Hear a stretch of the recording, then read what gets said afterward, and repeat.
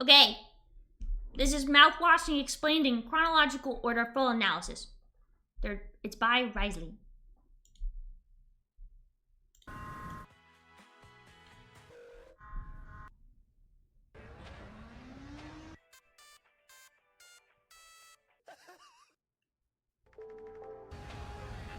Oh!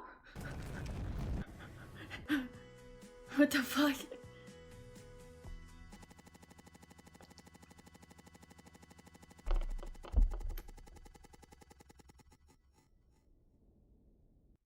Mouthwashing is a psychological horror game following 5 crewmates aboard a Pony Express delivery spacecraft, stuck together on day 147 of an over a year-long journey.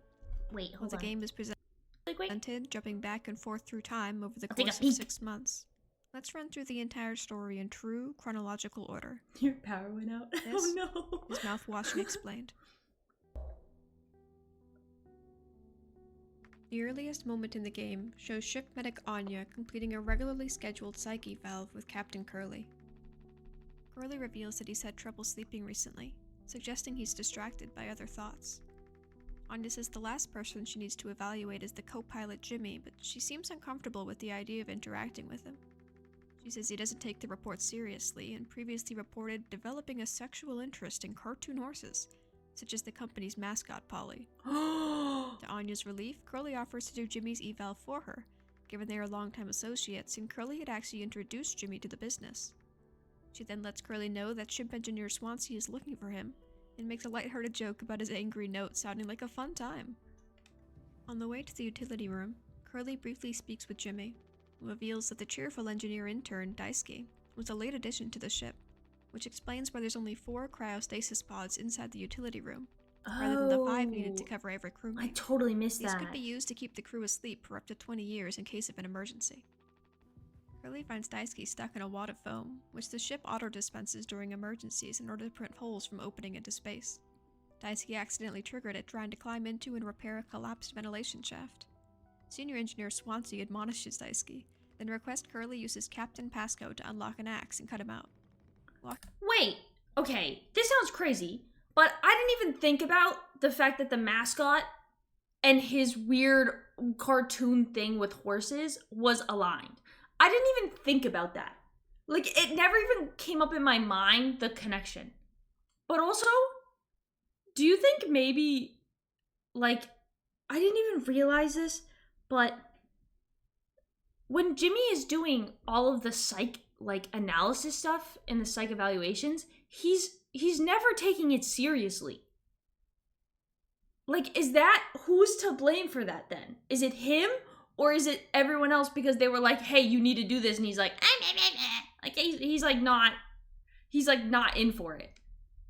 It feels like we all should have known from the beginning, or maybe I should have known from the beginning, and I just didn't catch the signs. But I guess I'm curious to see if what happened with her to make her uncomfortable. Obviously, what did happen? When did it happen? If it was before getting on the ship or after. Walking around the utility room, you can find many notes that Swansea has written for Daisuke, helping him learn the basics of ship repair. We see that despite his harsh attitude, Swansea is genuinely trying to mentor Dai, and also that Dai likes to doodle in his notes, which is pretty cute. Curly retrieves the axe, cuts out Daisuke, and then leaves the axe with Swansea. This is an important lucky tool that will come back later. On the way to the cockpit, Curly falls into a metaphorical lake of red water. Soon, broken ladders and warning signs appear as alarms begin blaring around him. He then walks towards what seems to be the sun. Everything goes white, excluding a single door leading into the cockpit. This disastrous scene foreshadows the upcoming collapse of Curly's position, and his mental state regarding his life thus far. Curly conducts Jimmy's psyche valve in the cockpit, and they have a conversation where Jimmy reveals he likes the feeling of control he gets as a co-pilot, which is super not concerning at all. Curly is happy Jimmy is doing well, given that was not the case back on Earth. Some people theorize that Jimmy might have been a convict on Earth, and that Curly originally added him to the team to give him a fresh start at life. Curly is shown to be very supportive and a strong believer that people can overcome their pasts. Jimmy expresses jealousy over how successful the captain is, both in his career and how others perceive him. Curly then explains he feels unsatisfied, wanting more in life than just being a good ship captain. However, he's also afraid of starting over, of abandoning his crew and the career status he's worked so hard to reach, even if deep down he feels a need to escape his life as it stands. Jimmy describes Curly as at the top of his ladder, relating back to the previous scene, which... Honestly, I feel like this whole jealousy thing has been really big in the community recently, obviously, for a lot of reasons. How different people perceive other people's accomplishments or goals. Like, I don't ever hold it against someone for having a better life or a better opportunity than I did. Because at the end of the day, I can't control that. But I find it fascinating when it's like it genuinely causes hate for like in someone, or like mentally makes them so unwell because they don't have the opportunity, and it makes me sad. Because obviously, I want everyone to have the right opportunity, but that's not the case, and I can't imagine. Obviously, how Jimmy was thinking this, if we were in him completely all the time, and then all of a sudden, like, your best friend gets like the opportunity you wish you had. I don't know if I could do it. I like being stuck with it. I feel like it'd be really hard. But also, you know what happened? He murdered everyone, so it's like whatever. It doesn't really matter, anyways. Yeah, I just think he was. I just think he was hiding the way he really was. Not even Curly knew Jimmy was like that, and they've known each other for a long time. Yeah, it's disappointing. It's really disappointing when someone doesn't turn out the way you think they're gonna be, or they grow in a different way that you expected. Like, it's not even I want to be like you. Like, I'm so mad that you got the opportunity that like you don't deserve it and I should have gotten it. A neat thing about Jimmy is that his dialogue is in green. He's green with envy. likely represents how the need to climb a career ladder in order to feel successful in life Oh. can also make you feel trapped or hopeless. The crash warning signs added in shows the twisting of the hierarchy Jimmy describes, again foreshadowing an upcoming event.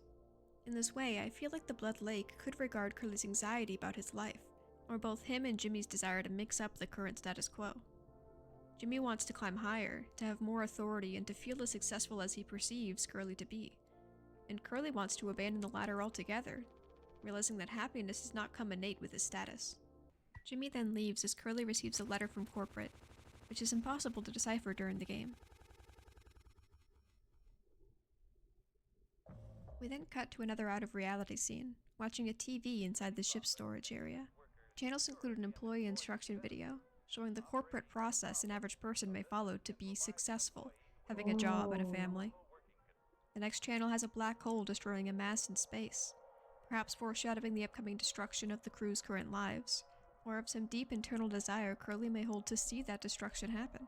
There's a science show about the atom, talking about how everything is built on minuscule things. Then, there's some men hanging up meat in a small room, foreshadowing again Curly's upcoming change in position on the ship. There's another cartoon, now where the company supports the intake of artificial substances in order to increase the working power of its employees. Oh, I didn't even think about There's that. a skeleton losing its limbs and collapsing. And finally, an ad for mouthwash. Hey, they said the name of the game. The mouthwash is a substance which kills 99.9% of germs. Specifically, it relates to fire, an agent of destruction. The fine print beneath the ad even says that you should consult a medical professional before, while, and after using the product, which again is just mouthwash, and that the company holds no responsibility over any harm the product might cause. Weird. This is another interesting tidbit on the idea of a company not caring about the effects of its products. I think even with everything happening in the VTubing community, it's hard to watch people, it's really hard to watch people, I don't know, have a sense of full anger even towards their friends and bring everyone else down. And I remember there was someone that wrote a quote on it when they tweeted back to them being like, you're going to put yourself on top, and then by the time you get up there and look down, there's no one else going to be there because you literally ruined every other obstacle and you ruined every other person to get there. No one will be there when you're at the top. And I don't know, man. It's just, 6 days before the crash. The team throws Curly a birthday party, explaining that they are only allowed one group event per year and chose Curly's day to surprise him. Being captain, he does have to make the cake himself, though. The crew seems to be in good spirits, asking Curly to give a speech, although the generally happy vibes of the scene are a tad off-put by the disarmingly huge frickin' knife on the table. Curly then reveals that they will all be laid off after the completion of the mission, something which he was told to inform them of closer to the end, but that he felt they had a right to know. Swansea reacts unsurprised, Anya panics thinking of her economic future, Daisuke remains silent, and Jimmy immediately begins throwing his anger out on Curly, blaming him for this decision which he had no control over, claiming he must be happy to be able to rid himself of his responsibilities without guilt. Jimmy berates every crew member one by one and refuses to acknowledge Curly's pain in the situation. Jimmy displays his habit of forcing his own securities into the mouths of others, describing the crew as dirt beneath Curly, showing how much he idolizes the captain's position and despises himself. That's not true. Analyzing Curly using his own internal dialogue. Curly cuts the birthday cake as the face value happiness of the crew breaks down. You guys are thinking I'm gonna sound crazy, but when I originally did this and I was cutting it, I don't think I said it out loud, but it felt squishy, and I was like, this feels like fleshy. Do you know what I'm saying? Like the sound felt like flesh. And looking back now, I'm like, okay, well, that makes fucking sense. That makes so much sense. Claiming that one little issue won't break the illusion. A reference perhaps. Hello, love. Hello, governor. Tips for Dora. Hello, love. To the illusion of peace among the crew, and reveals he prefers to see the larger picture. This conversation illustrates the difference between Anya and Curly. Curly is able to look past problems in hopes of preserving a happy appearance, while Anya is forced to acknowledge the effect even a seemingly small error can have on something. She still likes the overall display though, showing her desire to be able to look past the worst aspects of something. Aww. Anya then considers the fact that there are still 8 months left on their journey, and questions why the company would put locks on the med bay, but not on the bedrooms. This fact, alongside many posters hung around the ship detailing how the crew would be docked for using medical supplies, shows that the company cares more about protecting its financial assets than the crew itself. On my first playthrough, it was only after she asked this question that I really realized that Anya's the only woman on the ship, which is pretty scary to think about. Curly responds that obviously it's for safety reasons, not even seeming to realize what Anya is suggesting here. This really goes to show that while Curly often has best intentions for his crew, he has a naivety about his perspective on things. One day before the crash. That was one of the only lines I actually didn't understand. Was the safety thing? Because did they say the med bay was the only thing that they could lock? Because it was like all the stuff that they needed, or it was the storage that needed to be safe? It was basically the whole thing is that they didn't give a shit about the safety of the crew, right? That was like the whole point. The gods are angry with my decisions. I shall not falter. The power went out. No! Fight back! Fight back! Crash. Curly starts out in the med bay, and it's of note that Anya has a book entitled Up or Down, The Illusion of Choice sitting on her counter. I do feel This bad could for be Anya representing too. her feelings of a lack of control in her environment and the desire to regain some. Curly discovers Anya has taken the ship's locked gun case and finds her crouched in the cockpit, clearly panicked. She reveals that she is pregnant and that Jimmy is the father. We now know that Anya was unable to protect herself without dorm locks and was assaulted, how many times is unclear, by Jimmy. Assuming she was pregnant for a period before finding out, and given the 8 remaining months of the mission, Anya would have to give birth on the ship, making the assault undeniable, or conduct an unsafe abortion. Anya says she's hidden the gun case, which she could not open herself, so that Jimmy could not get to it, clearly afraid that he would use it in an attempt to remedy the situation. Curly explains that he will do anything to help her, which is funny because he would not give her the gun to protect herself. And his first instinct to try to solve the problem was just to talk it out with Jimmy? Interestingly, when Curly asks her who did this, Anya responds, "I told you," after which Curly understands immediately that it was Jimmy.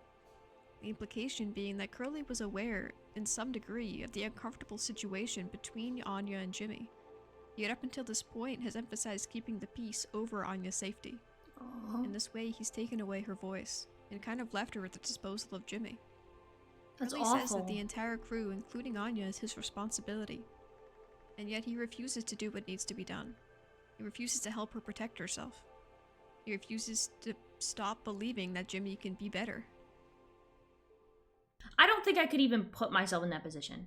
Like, I cannot imagine going on a flight with no safety precautions, no cameras, with, like, that many men. You know? It's just awful. I just don't get it. It's really upsetting. And it's crazy because I don't know how it works is with the company, because obviously they let them go. If that means they weren't making enough money, so they were just like, okay, you're on your own now. I would crash out. I would be the most stressed person in the world. And I don't even know if they even know how to get back home. Like, did they even teach them how to get back home? I assume everything's autopilot. So it's not like they even had a choice to try to get back home anyways, even if they tried. And even if they wanted to get back home, I doubt they can land.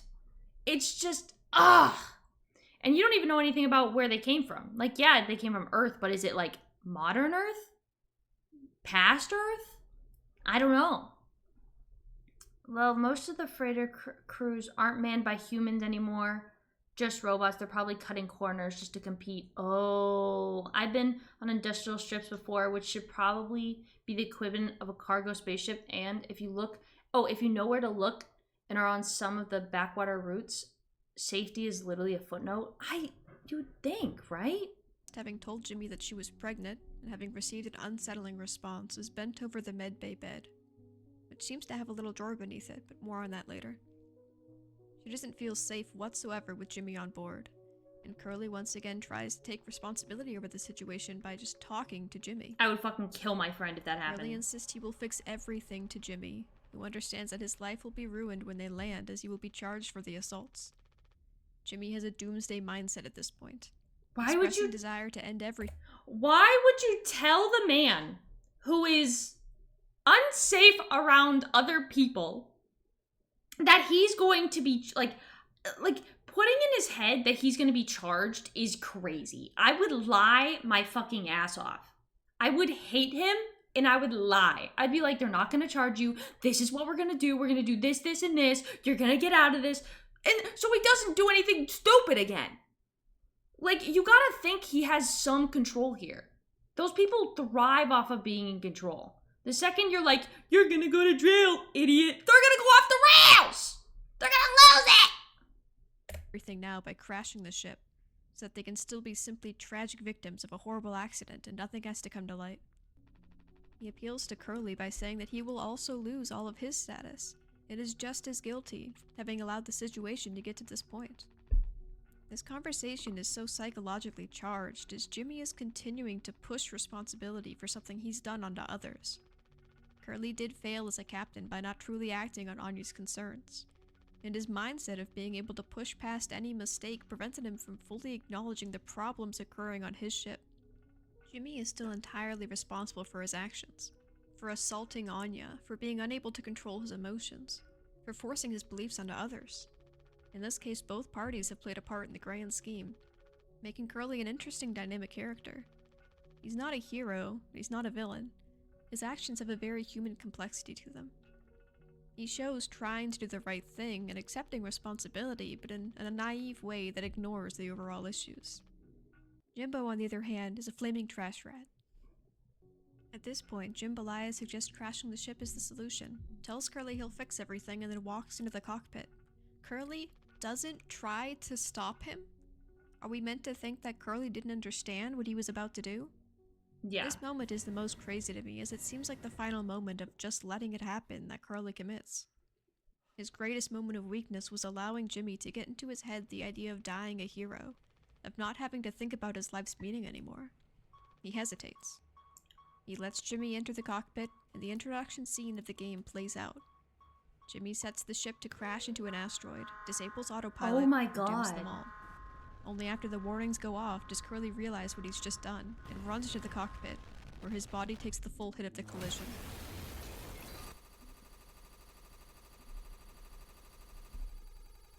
We can note that during the hallway scene in the game's intro, when Jimmy is hallucinating being chased by the Pony Express mascot, baby crying can be heard, foreshadowing the pregnancy, an upcoming connection between the mascot and responsibility.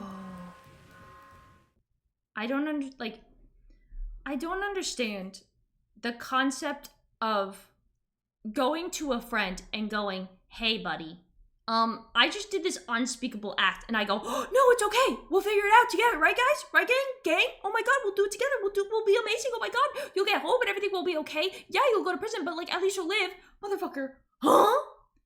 You're not my friend. If you start, I'm just meaning, like, if someone starts getting aggressive, if someone starts getting angry, if someone starts getting violent or physical on sight, I'm using that gun. I can't trust you anymore. Either you're locked up somewhere or I'm firing a bullet. You can't pay me. And I would think to God that you know your friend, enough to know if he's a fucking lunatic. I'm sorry. There's just like, I have certain friends that I'm like, listen, I love you, but you're kind of insane. Like, not bad insane, but like, you're a little kook. You're a little kooky girl. You're a little kooky girly pop. Right. You can just call me by my name. It's fine. Listen. We're all a little kook, except nobody is Jimmy Kook, and I really appreciate that. I really appreciate that no one is Jimmy Kook, okay? Because I would be on fucking sight. It's after the crash. The crew is stranded in space, the ship now half filled with emergency foam. They sit in the lounge discussing whether or not they should break into the cargo room. They've withheld up until this point, since entering would dock additional pay from their final checks if they're saved, which would really go to show how much they acknowledge that the company gives no craps about them, given that even in a survival situation, they would still dock their pay. It's interesting to point out that the Pony Express was an actual mail service that ran for only 18 months starting in the 1860s, where a train of horse riders would carry mail from America's east to west coast in only 10 days. The company preferred to hire orphans or people who wouldn't be missed given how dangerous the job was. Oh my God. They went bankrupt quickly following improvements in the telegraph system. They finally agree, giving their steadily dwindling supplies. Anya asks Jimmy, who has proclaimed himself to be the new captain, to get the captain's scanner from the cockpit, which is necessary to unlock the cargo room. Jimmy visits the medbay first, finding Curly, who everyone besides him believes is the one who crashed the ship. Curly's body is horribly maimed. Covered in burns, he has lost his limbs, his lips, and his eyelids, removing his ability to talk and immobilizing him. He has hence gone from an active player in the story to a forced viewer, unable to close his eyes or look away as the scenes unfold. Jimmy berates a clearly nervous Anya for being unable to feed Curly his painkillers, which he claims is her only job. I never got this. He suggests she is a useless nurse and views her as cowardly and bothersome. His opinion of her is given to the player, as the scene is played at the beginning of the game. This skewed perspective defines the player's initial idea of Anya. Without knowing their relationship, her attempts to awkwardly suck up to Jimmy, and her need for help with the emotionally draining task of force-feeding the crying Curly painkillers, makes it seem like she's just a nervous person. In reality, of course, Anya is acting to avoid retaliation from her abuser, for whom she has no protection, and at the same time has been caring for and successfully keeping Curly alive despite his horrendous condition for 2 months now. Oh, no. All this while at least 2 months pregnant.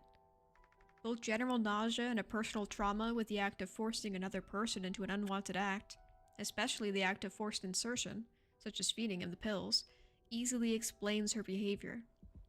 Her job is both insane and hugely time-consuming. Jimmy, on the other hand, has been playing captain, which on a crashed ship means what exactly? Jimmy gives Curly the painkillers, then finds Anya crouching in the lounge, distressed by Curly's pained sounds. Put me down, brother. Put me down. Jimmy seems to question why they're either bothering to use the medical supplies on Curly. Well, Anya explains that she believes a person is not defined by their worst moment, expressing a desire to forgive Curly for nearly killing them. Jimmy then suggests that they agreed to keep Curly alive for different reasons. His, you can imagine, is far less kind. Forbidden everyone from entering the utility room, claiming that it is full of emergency foam which he has to slowly clear out, that if anyone else goes in there they could cause a puncture and send them all into the void of space. I'm honestly kind of surprised how Jimmy follows Swansea's ruling on this, even when he's not actively guarding the door. Game-wise it makes sense, but I feel it might also hint towards the fact that Jimmy holds some amount of respect for each member of the crew, excluding Anya, who he tends to ignore. Jimmy retrieves the scanner and opens the cargo room. The crew is distressed to find that they are hauling exclusively mouthwash. I would be Hit with pissed the dark too. reality that over a year of their lives was going to be spent moving such an insignificant thing, and now they are likely to die for it as well. Understandably makes everyone pretty upset. I would. Anya points out that the sugar content intended to make the mouthwash more palatable offsets the effectiveness of it as a disinfectant. Swansea immediately notes the ethanol content and breaks his 14-year sobriety streak by drinking some, to Anya's dismay. Oh, I forgot it was 14. Swansea offers to teach Daisuke how to drink like a man, having a somewhat strange little fatherly moment together. The crew's reactions are telling of their character. Swansea is cynically accepting of the whole situation. Daisuke continues to joke lightly, still having confidence that they might be saved, and Anya is extremely distressed.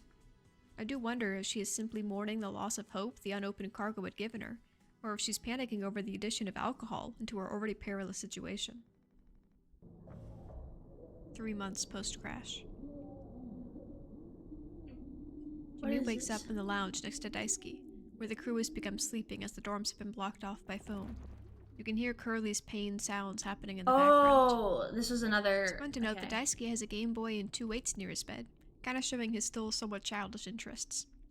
Looking around the lounge, you can also find an active game of Sorry, which has pieces associated to each of the crew. Oh, I didn't even know. Blue for Anya, green for Jimmy, pink for Daisuke, and yellow for Swansea. It's notable that Curly does not have a piece, which could represent the fact that he's no longer an active member of the story. Oh. There is a common social trend of disabled people being infantilized, to be viewed as a not fully matured person. Once Curly loses his agency, his ability to move and communicate, he is at the will of the rest of the crew. Just Even to the kill me, player bro. who was introduced to Curly the patient long before Curly the captain, he may be thought of as more of an object than a person. The game even has an achievement for opening and closing Curly's mouth several times in a row, knowing that a lot of people would immediately play with his face. Oh. Jimmy feels like he has the right to do whatever he wishes with Curly now that he's a liability. This includes beating him, carrying him around, and force-feeding him. Curly's situation is so tragic as he transitions from being an in-charge person to at the mercy of the thoughts and actions of those around him. As far as Jimmy is concerned, Curly is a prop to be used to satisfy his own desires to save someone, to act as a good captain and a hero. Ew. Curly serves as just another example of control in the game, and what it can look like to have none. In this way, he mirrors Anya's situation, as she was also ignored and left at the mercy of Jim, and now Curly has to experience that himself. Jimmy wants to check with Anya if Curly is already at his painkillers. He ends up finding Anya and Swansea in the cockpit having a late-night discussion. Anya is crying and telling Swansea she completely understands, which I take to mean they're discussing the cryo chamber pods in the foamed-up utility room, but more on that later. Jimmy asks if Curly has been given his pills today, and he insists that he be the one to give them to him this time. Oh? Why is he was such an asshole. Upon returning to the medbay, Jimmy expresses concern over how the rest of the crew is perceiving him, likely assuming that Anya and Swansea were discussing him. He gets upset at the stress of being in charge, then angrily thanks Curly as if it's his fault that Jimmy had to take charge. He feeds the panicked Curly the pills, the audio suggesting he possibly beats him to vent his frustration.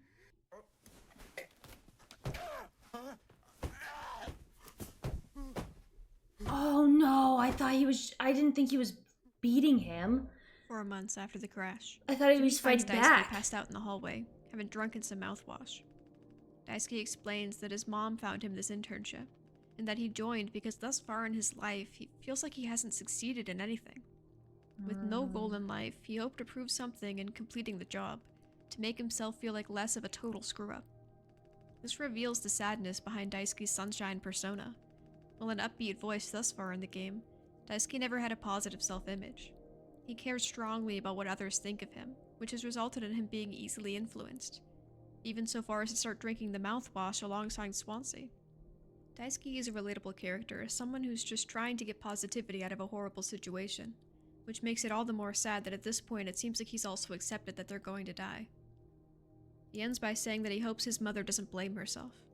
Jimmy finds Anya in the lounge, who herself is considering drinking the mouthwash. She tells Jimmy that there's an additional stash of painkillers on a wall-mounted med box. However, they'd have to chop away at some foam to reach it, so they need to be very careful as to not cause a breach. Jimmy goes I don't know to why they're retrieve the trying to axe keep from him Swansea, alive. who I is don't get dancing it. drunkenly in front of the giant monitor.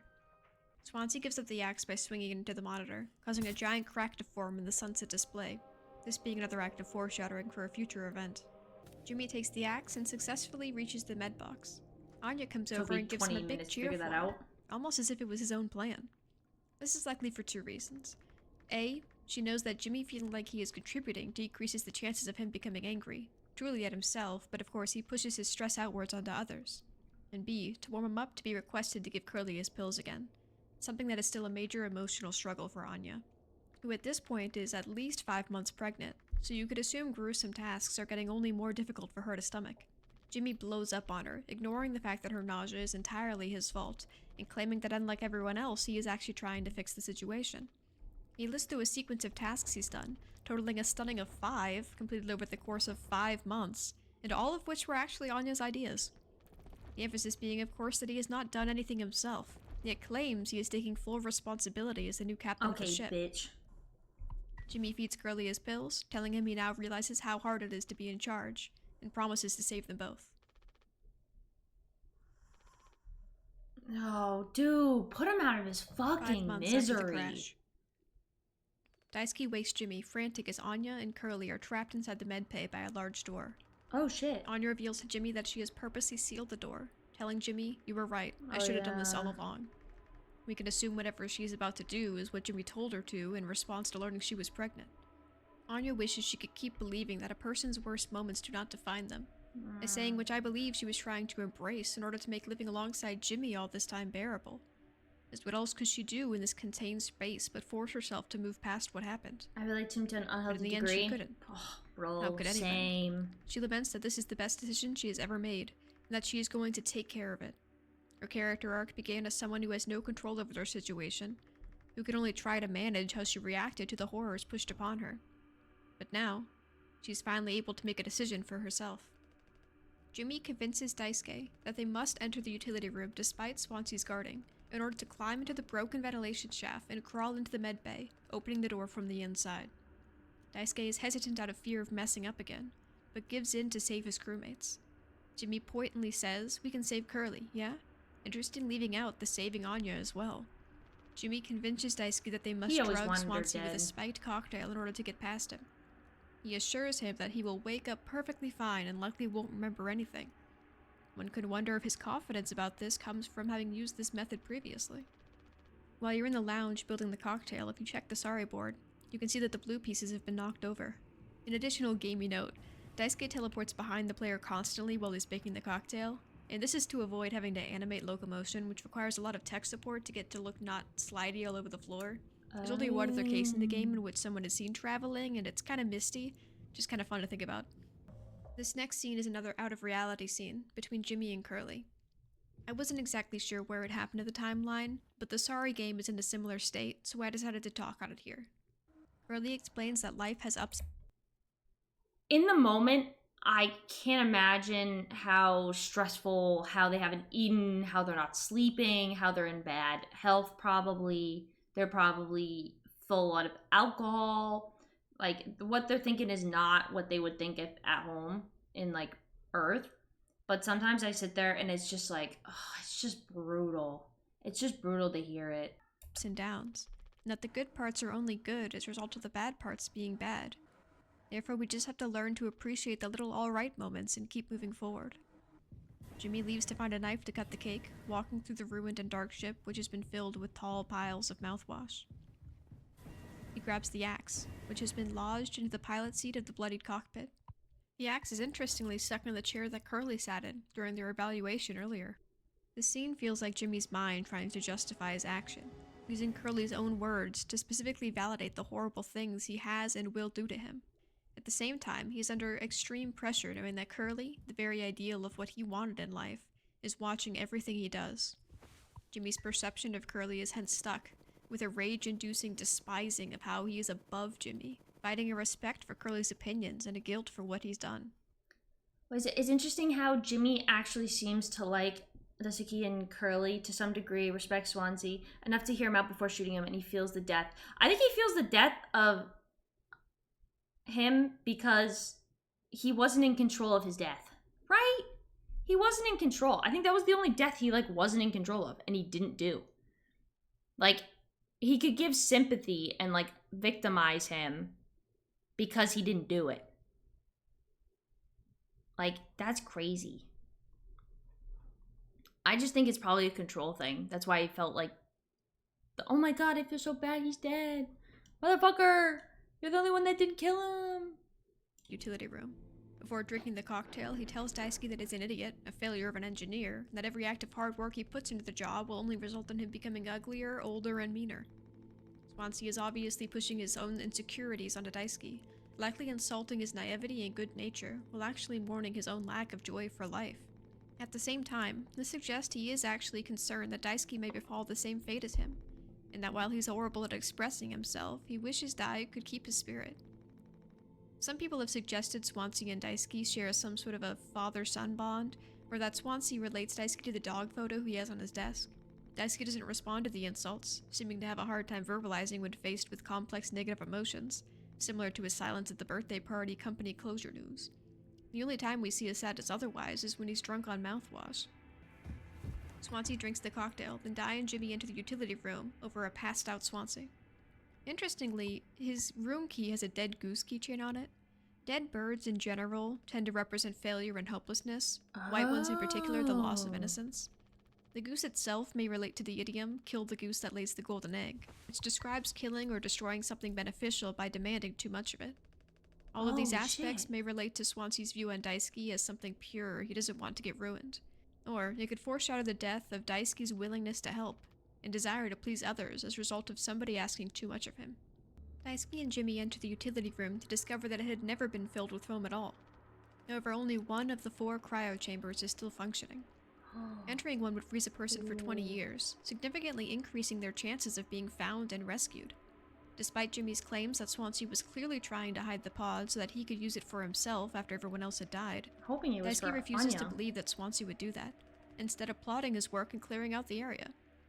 I believe Swansea was protecting the pod, but with the intention of saving it for Dai, or perhaps the pregnant Anya. I would hope. Given his acceptance of death and his dislike for how his own life turned out, it's unlikely he would care to steal the only one for himself. The conversation Anya and Swansea were having in the cockpit that night may very well have been Swansea explaining his plan and wanting to see Anya's opinion. Her cut-off line, if I understand completely, may have been her accepting that Dai should be the one to take the pod, as the youngest and most likely to overcome this traumatic experience. Jimmy and Daisuke look to the collapsed vent, which is clearly rife with open electrical wires, sharp metal, and tight spaces. Dai, again expressing his respect for Swansea, wishes to wait to ask him how to best go about this, but Jimmy convinces Dai that he must climb into the vent now to save the others. He appeals to Daisuke's desire to please by telling him how sure he is that he can succeed, that Swansea will be proud, that the whole crew is counting on him. At this point, you may wonder, why can't Jimmy just go into the vent? The very reason for Anya to lock herself away was Jimmy after all, and so it would make perfect sense for him to climb in. Of course, it's because he's a selfish coward whose greatest desire in life is to force others to handle all his problems. So, Daisuke gets into the vent, and very quickly his pain screams echo into the room, followed by the sound of him entering the medbay and calling out to Anya. Ugh, I hate hearing that.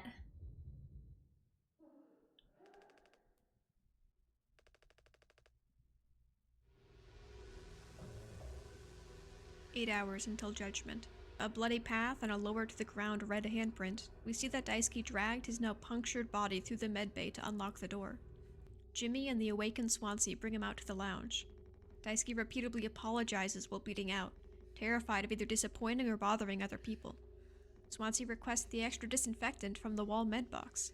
However, Jimmy had to use it in order to make the drugged cocktail, and proceeds to blame Swansea for forcing Jimmy to have to have drugged him. Just one of the most insane responsibility pushes to date on Jimmy's ever-growing list. They split up to search for alternatives. At this point, the pink piece of the sorry game has been knocked over. I didn't even Entering the know. I should have medbay, looked at the Jimmy's vision of games. Anya on the medbay floor is completely obscured, showing his refusal to acknowledge her and what he has caused entirely. Jimmy then heads to Oh. storage to retrieve some mouthwash to disinfect Daisuke, and enters a guilt-ridden hallucination. He passes by Daisuke's grave, marked by one of the pink hibiscus flowers from his shirt, which are known to represent happiness, sunshine, and good luck. Oh. I didn't know Jimmy that. follows a path of blood into a boss monster maze of storage platforms. Here, he has to quietly navigate the area, avoiding a blind beast that is only visible through the captain's scanner. The monster is a horrifying horse with an incredibly long neck, which the game describes as aimless, restless. You can't run from it. Reminiscent I of didn't the read that internet myth Longhorse, when I played. which warns humans of danger. In this instance, the horse is likely a metaphor for Jimmy's rejection of responsibility and feelings of guilt. Jimmy actively attempts to avoid its attention via staying silent until it moves away, mirroring his avoidance of accepting responsibility. This also explains why you can only see it through the captain's scanner, which, being captain in itself, is supposed to represent someone who's supposed to be taking charge. The eyeless creature cannot see Jimmy if he stays silent, much like Jimmy refuses to see Anya. I didn't even think about that. Jimmy retrieves the mouthwash and pours it onto the heavily pained Daisuke, who continues to apologize and proclaim that he messed up. This moment could emphasize Daisuke's insecurities, or also point out his youth, someone like a child whose first instinct is to apologize when faced with something going wrong. Swansea reveals his desire to have learned from Daisuke, who he admits is just a good kid trying his best, despite not being the smartest or the most hardworking. He mourns a world in which Daisuke could have helped him find joy again. Also, side note, Swansea's hands look tiny here, don't they? Everyone Leave else's his hands alone! are humongous comparatively, especially Anya's look huge every time she lifts them up. And Swansea's got little baby hands here, just gonna freaking side note that.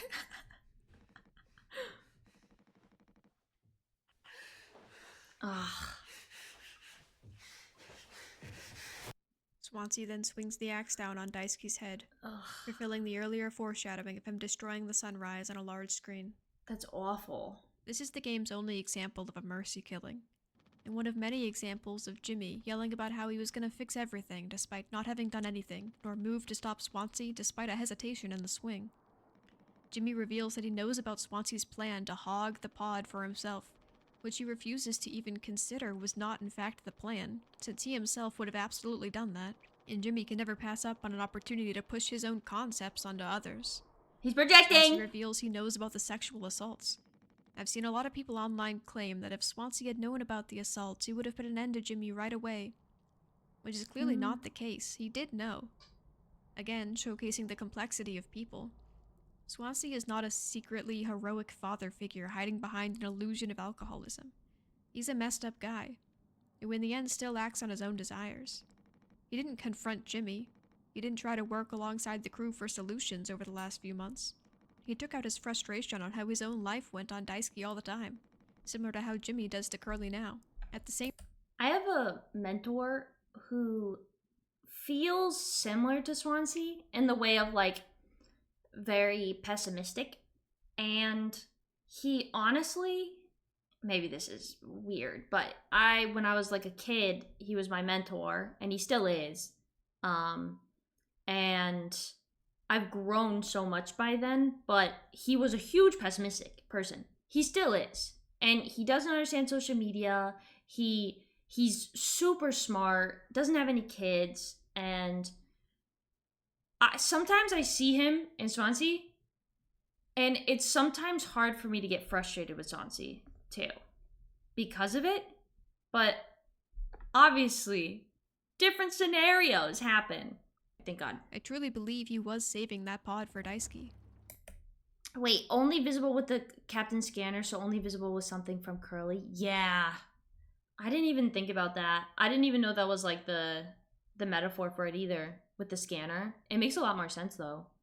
He made moves in the interest of somebody else, and deep down he hoped things could get better. It's interesting to note that after that scene, if you go back to the sorry board, Daisuke's pieces aren't knocked over anymore. Anya's still are, though.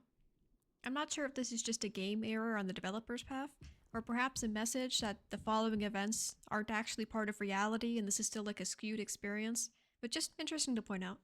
We now see that Anya committed suicide via overdose, Her earlier reference of doing what you said to likely means that Jimmy's immediate reaction to learning that she was pregnant was around the lines of, can't you just take some pills and handle it?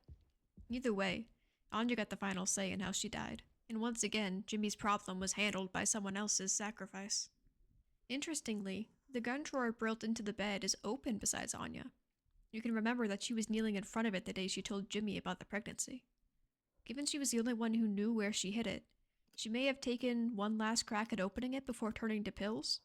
Or perhaps she left it as a final good grace to Curly, so that he had an out if he was somehow able to access it. Or even, perhaps it was a message to Jimmy, that Curly's life these last few months was pure agony, and that someone needed to take responsibility and end it now that she was gone. Curly begins to laugh, or possibly sob, as Jimmy takes the gun, forced to watch as it ends up in the very hands Anya hid it away from. The next series of events is a little unclear. It seems Swansea attacks Jimmy with the axe, chasing him into the cockpit at one point and bursting through the window. Somewhere around here, we enter a hallucinatory journey through the ventilation, in which the game instructs Jimmy to take responsibility for what happened to Daisuke. Oh, my bad. Daisuke's is knocked over as to represent Jimmy's direct hand in his death. Swansea's piece is noticeably absent. We see a specter of Daisuke looking up at his shadow before walking away, replaced by another hibiscus. In one section of the vents, Jimmy is forced to walk backwards. He once again abuses Curly's advice to keep moving forward by choosing to ignore the small collection of Daisuke's items on the ground. Even attempting to look at them while walking away forces Jimmy to start over. The distorted image which covers the screen with each failure might be Swansea's face. And we can note Swansea's character model lodged behind a specific grate. I didn't know that! Jimmy falls through a pit beside a grave, flying past tons of poly posters which have been modified to include blood, mouthwash, and axes. Jimmy then falls into a sideways version of the medbay, where tons of axes lodged into the wall point him to the vent.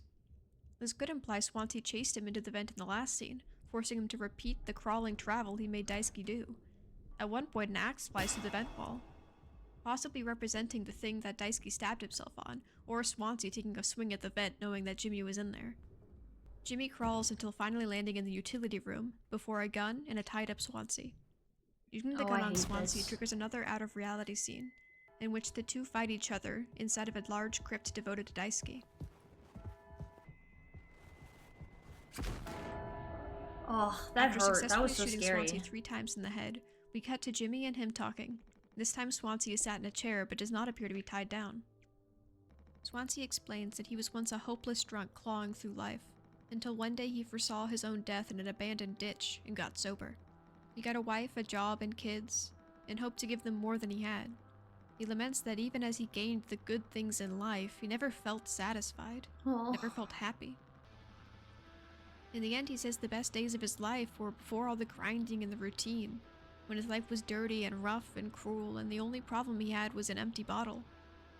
This monologue relates to Curly's previous concerns about feeling unsatisfied in his life, even after achieving such great heights.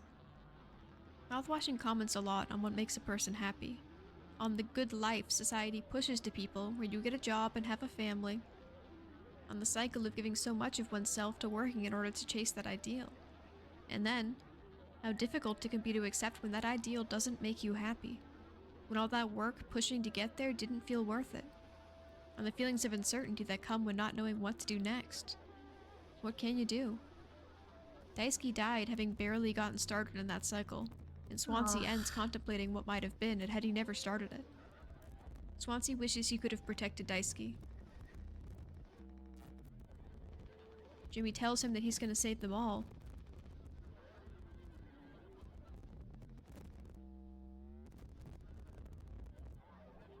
And then shoots Swansea in the head.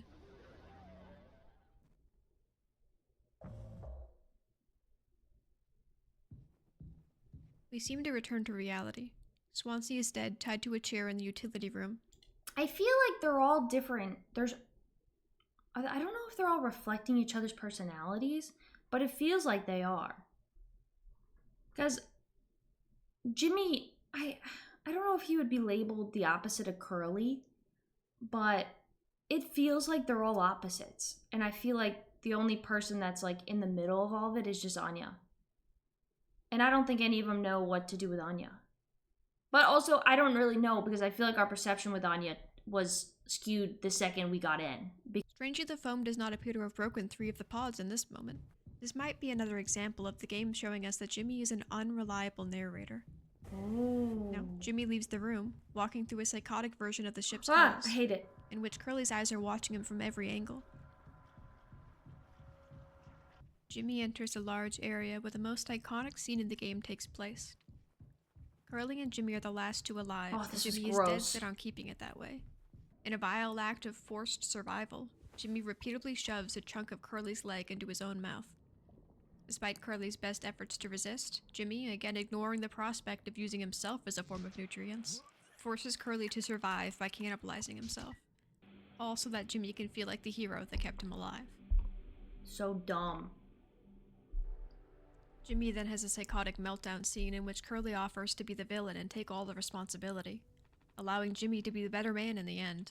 Jimmy claims they can both still be heroes.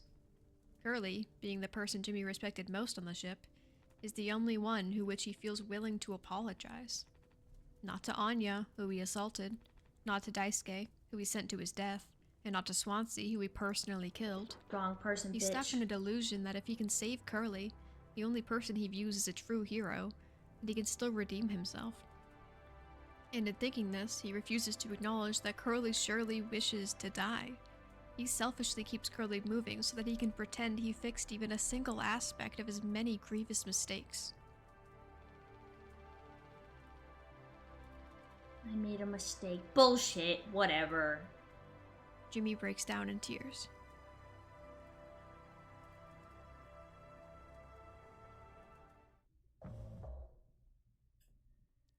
We then cut to the vent again, in which Jimmy confronts a giant red mass which contains several horse fetuses.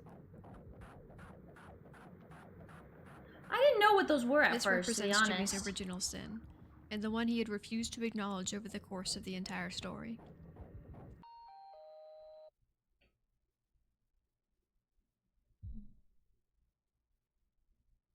Really hope this gets bad taste in your Referencing his mouth. joke about being sexually interested in horses, he now interacts with Polly, the company mascot, as the embodiment of his unborn child. He must embrace a centipede amalgamation of Polly, coming in contact with it instead of running. He then passes through a hall of the employee licenses. Noticeably, all of Anya's are obscured by the others. This further emphasizes his rejection of what he did to her, and of her as a person. As the only one on board, he placed miles beneath himself so that he could feel important.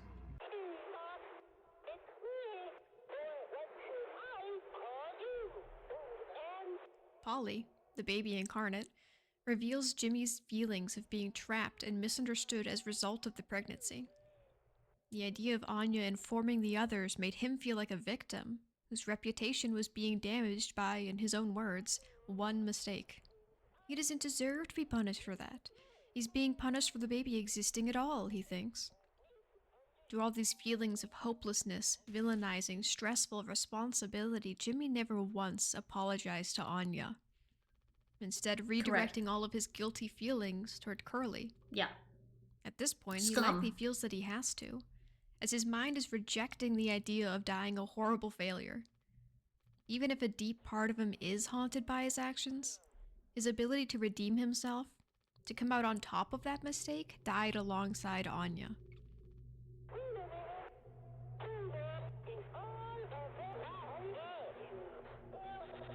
And so, Curly takes her place.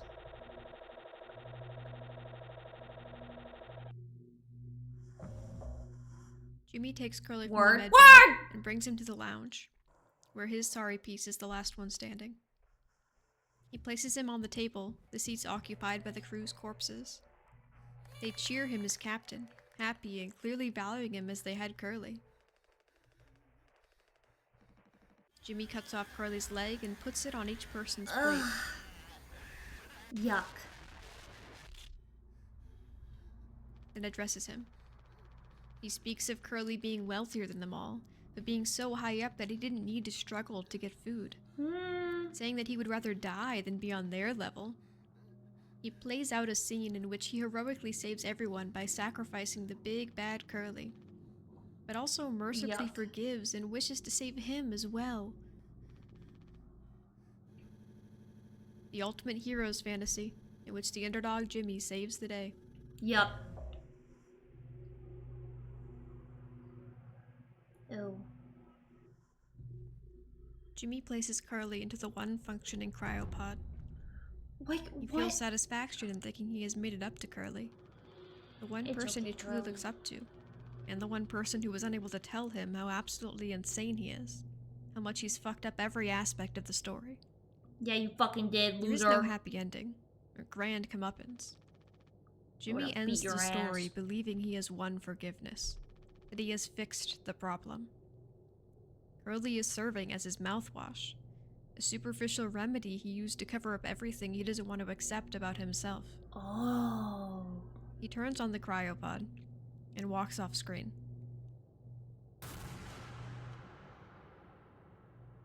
He shoots himself and dies.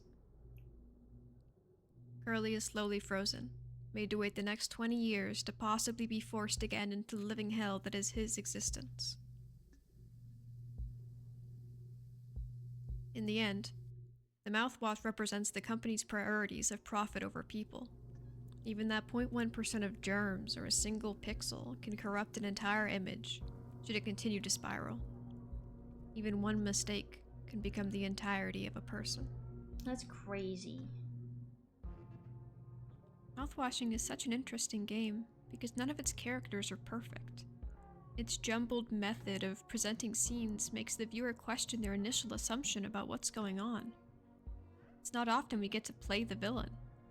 The game's commentary on feeling helpless when the prescribed steps to happiness don't work, it's pretty hard, especially in a society where work seems to take up so much of our lives. I'm sure there's a ton more in the game that fans will be reading into for quite a while. Let's see what this one says. Horror game about a crew of 5 people stuck on a spaceship, surviving off of little supplies and endless mouthwash after their captain crashed the ship. If you haven't played it already, I urge you to do so, as this game is only 2 hours long at most, but is an amazing it took me like experience 4. from its story structure, sound design, and visuals. This video is meant for people who've already played the game, as I will not be providing a summary. Instead, I want to get straight into talking about Jimmy, Curly, their twisted friendship, and what you can learn from both of them.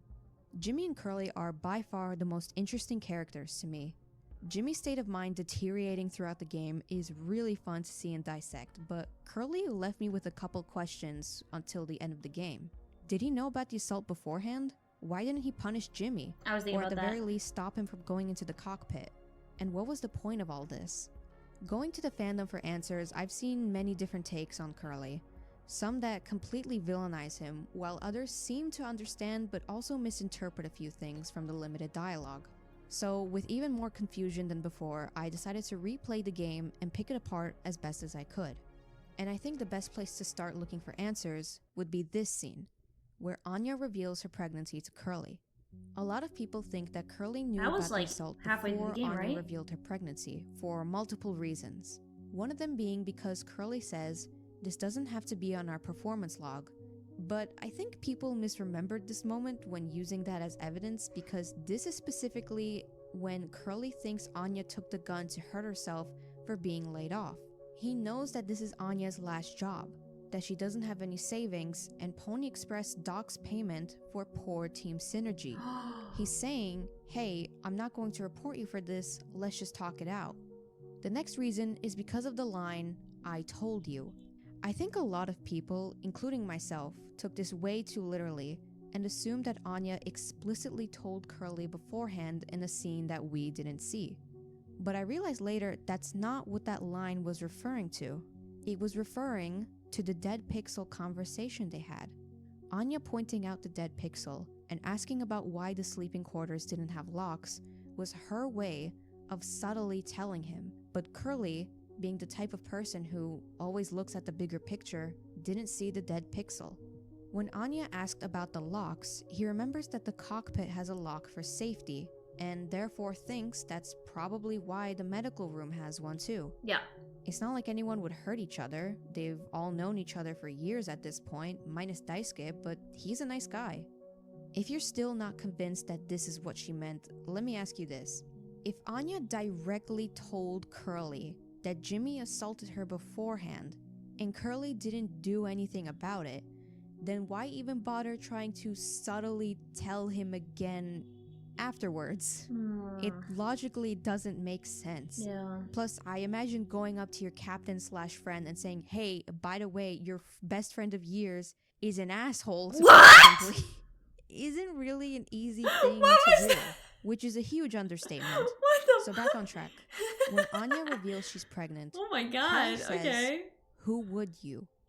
As if to say, who would you sleep with? Or something along those lines. This is a very blunt example.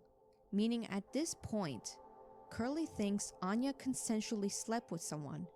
He still doesn't register that she was assaulted, because if he did, he'd probably say something closer to, who did this to you? Not, who would you? And when Anya says, I told you, he finally connects the dots. This was why Anya didn't want to give him a psych eval. This is why she asked about the locks. He finally saw it. Jimmy was the dead pixel. She told him. I find it interesting how after this realization, instead of comforting Anya, he says, listen to me, we can fix this. Curly pauses before he says, we can fix this. Probably because he's in shock. And to cope with it, his brain immediately jumps to, I can fix it. We know that from his psych eval, he doesn't really care about his mental health. Despite having trouble sleeping, spacing out, and possibly being depressed, he only cares that he's, quote, good enough to fly in your eyes. Aww. To me, Curly has a mentality of, if I can still function, I am fine. That's not He how that has works. this fix-it mentality that not only affects him, but also his friends. He does this to Anya, and later on to Jimmy, and I don't think it's something people pick up on. I also thought it was super weird how when Curly cuts the birthday cake, he cuts the entire thing in half. It could just be for simplicity's sake or to mirror Jimmy cutting Curly's leg later on. Yeah, but I felt part of me that. thinks he might have been disassociating in that moment. It would also explain why when he confronts Jimmy about the pregnancy, he never directly answers anything. His mind is panicking when he tries to find him and falls back on the fix-it mentality and gets left completely stunned when Jimmy says, I'll take care of it, only to snap out of it when it's too late. I love the music that plays right before this happens too. It's tense, it's loud. You as the player don't know what's about to happen, and neither does Curly. It also sounds like a fast and distorted heartbeat. A lot of people think this is Curly's rage, but I think this is his anxiety. Yeah, I agree. So, Curly didn't know about the assault beforehand. And now we have an explanation as to why he didn't do anything when Jimmy went to the cockpit. But what about the time in between those two moments? Why didn't he do anything? Because he was in shock. Let Anya sleep at the cockpit or the medical room, and the fact that she mentioned she likes looking at the nighttime screen sometimes leads me to believe she already wasn't sleeping in her room anymore. And he could lock Jimmy in the cryopod until their transport was over, but I don't think he had the mental strength to do that. And he can't lock Jimmy in the medical room or the cockpit because the locks are from the inside. And realistically, Curly isn't gonna throw Jimmy out into space. He already knew beforehand that Jimmy isn't the most stable person since he struggled a lot back on Earth. And now he knows it's far worse than he thought. So he probably thought the best option would be to keep both parties calm until he figured something out. Which is why he gets frustrated when Anya says she told Jimmy about it. But there's something important I'm failing to ask here. How did Anya know that Curly wouldn't give her the gun to protect herself? Because she knows that just like her, Curly is also under Jimmy's control. I don't think people fully realize how bad Curly and Jimmy's friendship is, which is understandable since from an outsider view, they seem perfectly fine. But the way Jimmy talks to Curly stood out to me a lot on my replay. And I want to talk about this by showcasing how Jimmy switches between using I, we, and you when talking to him. Before Curly helps Daisuke and Swansea with the foam, Jimmy says maybe you should intervene, or we could just close the door. Your call. Basically saying, we could do this together, but it's entirely up to you. If you close the door and talk to Jimmy again, he'll say, much better if you ask me, but you should intervene still. Jimmy will switch between we and I to either bring attention to himself or to make himself look good next to Curly. I like it here. We're in control. We can be heroes. We fixed it. I fixed it. But once there's a problem, once there is blame to be pinned, and once someone has to take responsibility, he uses you. Leave the dirt behind now that your boots are clean. You were supposed to be the one who had everything under control. You said so yourself. I didn't even notice. This was your responsibility, Captain. Jimmy is very manipulative, and he even does this wordplay with Anya early in the game, when he mentions that they don't have a lot of painkillers left and says, but you still wanna, as if to say, but you still wanna keep Curly alive, pushing the idea onto Anya, not himself. When Curly opens up about his problems, Jimmy is surprisingly able to empathize with him, saying, so now you're thinking you might be on the wrong ladder altogether. And one sentence later, he says, while I'm still climbing and climbing. He was the one to ask Curly what was wrong, turn the attention to himself, and Curly almost immediately puts himself aside to comfort Jimmy. We know they've been friends for years, and I wouldn't be surprised if this wasn't the first time something like this had happened. And don't worry, it doesn't stop there, because good old Jambalaya then proceeds to bring up their private conversation when Curly breaks the news that they're being laid off, and twists his words to put everyone's frustrations onto Curly and guilt trip him. And wordplay aside, isn't it a bit weird how even though the party is meant for Curly, Jimmy is the one sitting at the head of the table? Oh shit, Jimmy yeah! clearly puts Curly on a pedestal in his mind, and yet he has no problem overstepping his boundaries. All I ever hear probably a is depression how great of a thing. leader you are. God, it's so annoying. And this is the second time he's mentioned this, the first time being in the psyche val. And I find this line really telling of his character because no one has ever said this to Curly. If anything, the others make it seem like it's more of a nuisance because they can't access basic tools or certain foods without codes that only the captain can access. Yeah. But Jimbo over here is balls deep in jealousy that's what he thinks. Jimmy is so incapable of seeing himself in a bad light that later when he takes the gun and sees Curly laughing at him for proving Anya right, he hallucinates Swansea attacking him. There's a lot of debate on whether or not Swansea chasing Jimmy was real, and I'd say no. Swansea knew hope was lost for a good while now, and when he gives his speech, he's untied and calm. I don't think he'd even have the heart to pull out the axe from Daisuke's face right after his death. It's more likely to me that Jimmy wanted to believe Swansea was lying, that he was a crazy killer, and that he had to fight him back and restrain him, that he was didn't justifying take an easy everything. victory like a coward, and he was right to do what he did, when the reality was, Swansea probably just took a seat somewhere, saw Jimmy approach him, knew what was gonna happen, gave his final words, and went out quietly. I thought Anya had opened it beforehand, failed to unlock the code, and left She it, had the code, did she but not? I don't think she'd let Jimmy find it, even in death. I think when Swansea was looking for medicine for Daisuke, he found it accidentally and left it. There was nothing left to help Daisuke, and so he accepted their fate.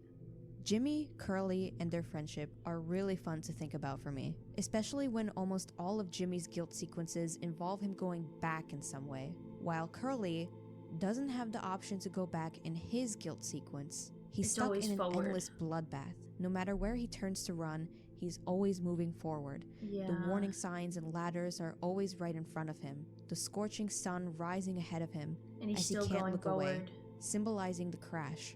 He can never go back. I'm also labeling this as a guilt sequence from post-crash Curly because I doubt that pre-crash Curly would have any reason to think about ladders or warning signs in that moment. I also want to make it very clear that when talking about Curly, I'm not in any way trying to downplay what happened to Anya or excuse Curly's actions. I'm trying to understand his actions, or rather his lack of action, especially with how differently people see his character. Simply hearing Curly is a bad person isn't satisfying to me, because he does care for his crew. Him being a pushover also isn't satisfying since we know he can easily put his foot down with Swansea, someone who's older than him. And obviously, I get why people would dislike or even hate him, and that is completely understandable. I realized while making this that part of why I like Curly so much is because he reminds me of myself when I was younger. Growing up, some of the friends I made weren't the best, to say the least. Obviously, they were nowhere near as bad as Jimmy, but they would do things that I knew were wrong, and I never went against them. In my mind, I just wanted to keep the peace, thinking that we could fix things together. They're my friend after all.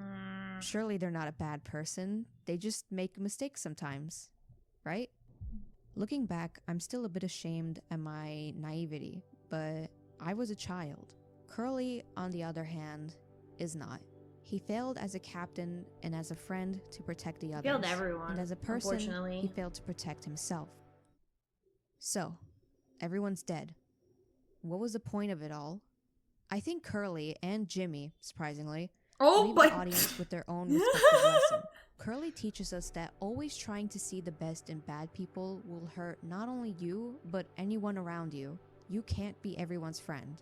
Jimmy teaches us that even if a horrible person shows some guilt or remorse, they will never truly be able to change if they are blind to what they did. You need full awareness to take full...